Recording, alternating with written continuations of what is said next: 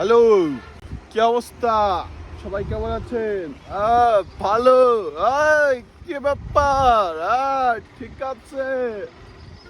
তো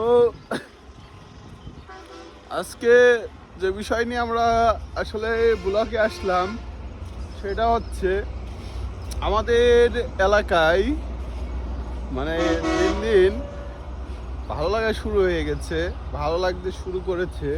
তো আশেপাশের মাঠঘাট দিয়ে, কলাবাগান দিয়ে, এপাশে রাস্তা দিয়ে, এপাশে এই যে গাছগুলো দিয়ে, এইগুলো অবশ্যই যে আইরি গাছ বলে, ডাউল গাছ আর কি। আর ওই পাশে কলাবাগান, এই পাশে সরিষা ক্ষেত আছে। তো এখন শীতকালে সব থেকে বেশি স্পেশাল সরিষা ক্ষেত, এই যে সরিষা ক্ষেত। আর ওই যে ওই পাশে সব ভুট্টা টুট্টা লাগাচ্ছে। তো কিছুদিন পরেই গ্রামের পরিবেশটা আরেক রকম হয়ে যাবে, হ্যাঁ, আরেক রকম হয়ে যাবে।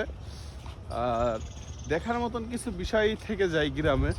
তো আসলে গ্রাম এমন একটা জায়গা যেখানে সবসময় কিছু না কিছু আপনার জন্য অপেক্ষা করছে, কিছু না কিছু ভালো লাগা আপনার থাকবেই। আর এই যে এরকম কিছু যদি বাইনচোট চুদনায় লোক থাকে তাহলে আপনার মুড মাইন্ড লিগালেই নষ্ট করে দেবে। তো খুদা হাফেজ।